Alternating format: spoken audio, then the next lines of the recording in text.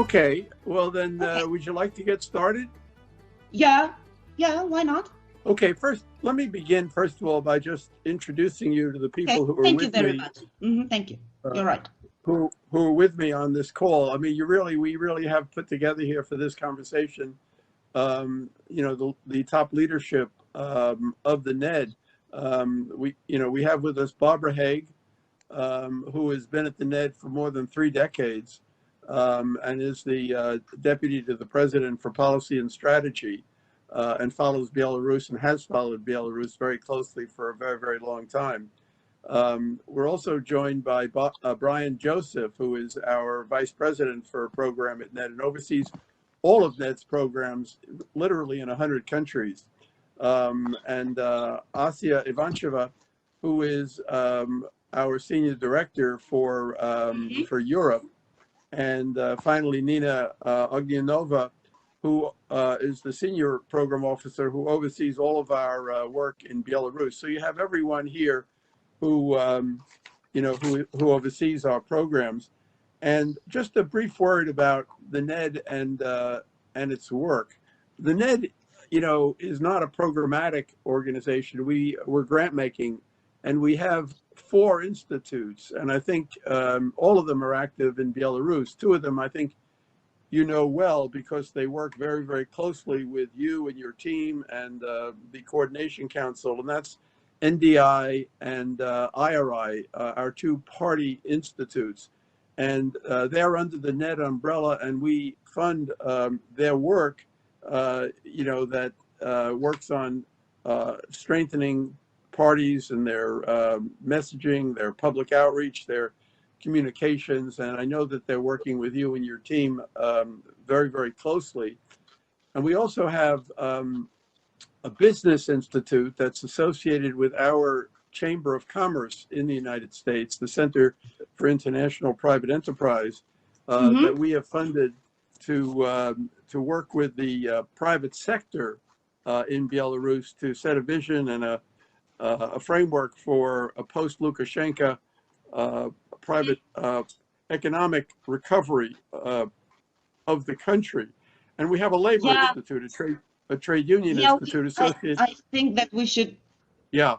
And even in addition to these 4 institutes and our labor institute, which supports the independent unions in Belarus, we also make grants directly to organizations in Belarus and have done so for a very, very long time. And the critical area here, first of all, is free media. We support the journalists. We're aware of the raid on the offices, several days ago of the Belarus Association. We support people if they have to flee the country. We support their temporary stay in other countries and all the needs that they have. We have been working around the country in the eastern part of the country, in Vitebsk, in Gomel, and other parts of the east on civic participation, and we've made grants to groups. We also have worked in the western part of the country on free media in Grodno and in where we've supported citizen journalism.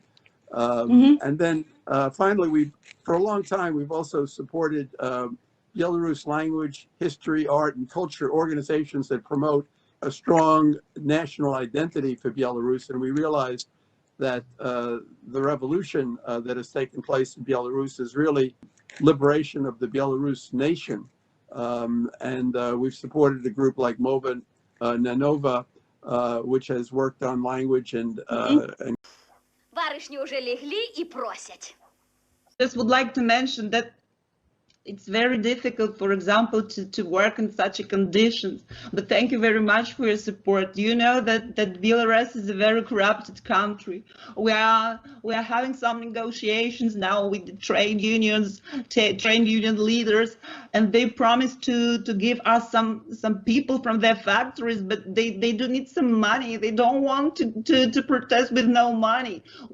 For nowadays we've got lots of factories. I'm so sorry, and there are lots of working class people whom Lukashenko is afraid of. I'm sorry.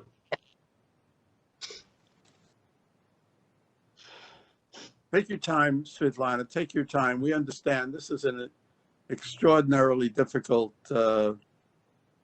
situation that you're facing, and I don't know.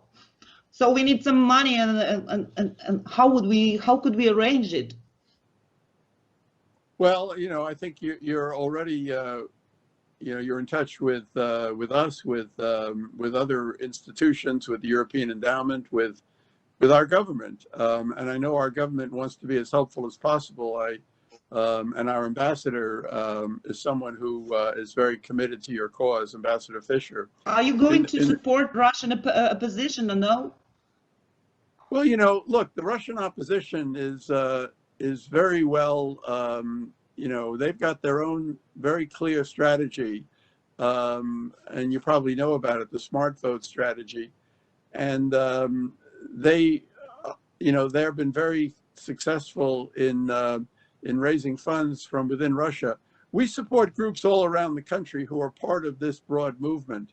And we're obviously responsive to all the groups on the ground that need help. And we have a very active program in Russia, which is really across the country.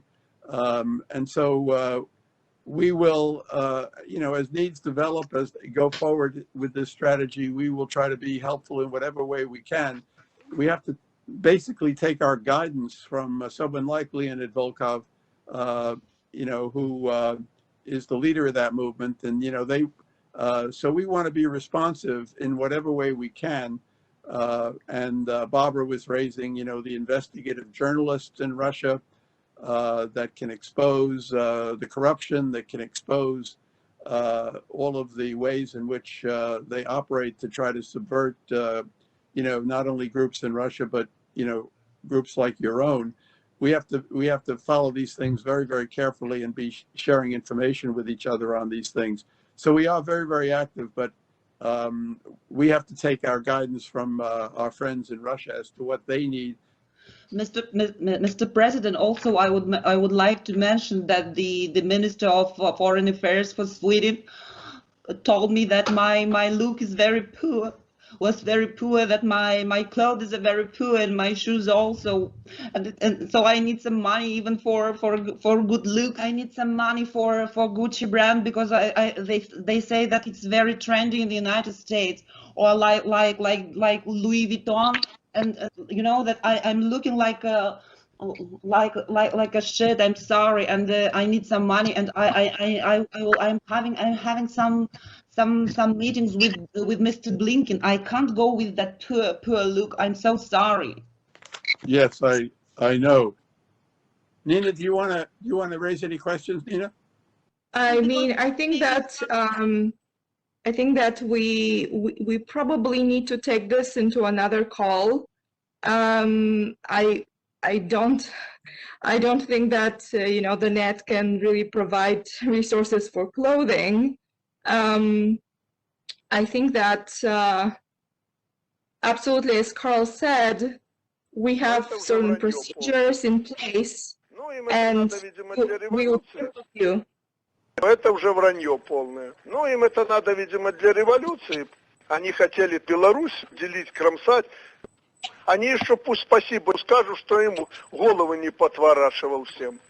Если бы я открыл стрельбу, то после 10 выстрелов там бы никого не осталось. I don't know who this is on the call. I don't know who this is on the call. I think we need to wrap this up. Hello. Yes, I agree. Hello, do you hear me? This is Mayor KGB of Belarus. So, as you know, we have listened to everything that you have said. You have the right to remain silent. Anything you say can be used against you in court. You have the right to talk to a lawyer for advice before we ask any question. You have the right to have a lawyer with you during questioning. If you can't afford a lawyer, yeah, one will be appointed for you before. I'm sorry. Before any questioning, if you wish.